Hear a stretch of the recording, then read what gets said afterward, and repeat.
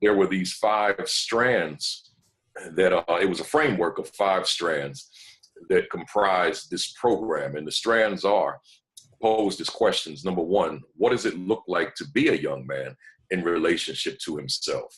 And the short version would be, how do I get from point A to point B? What does my own personal growth and development into becoming a successful man look like?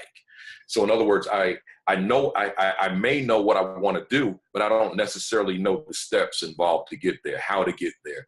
That's what I wanted to do for the duration of the time that the youngster was in school with us. Strand 2 was, what does it look like to be a young man in relationship to the young ladies?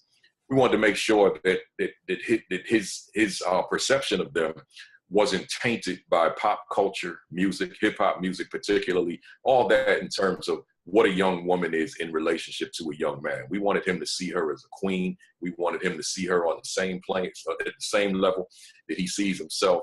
We didn't want him to see her as beneath him.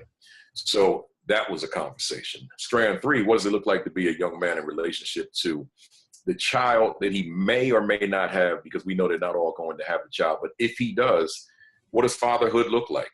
And although he wasn't a father at the time, we wanted to at least begin to plant the seeds of what fathers do. What does that commitment look like in terms of father, son, father, daughter? Strand 4, what does it look like to be a young man in relationship to his peers, his male peers? I'm an urban guy. I'm an inner city guy. There are all sorts of reasons as to why a young man may not get along with his male peer. And I wanted to bridge that gap and make sure that they understood that the bonds that united them as brothers in the school was much stronger than a color, for example, a gang color that may separate them. Mm-hmm. Strand number 5, final strand was, what does it look like to be a young man in relationship to his community?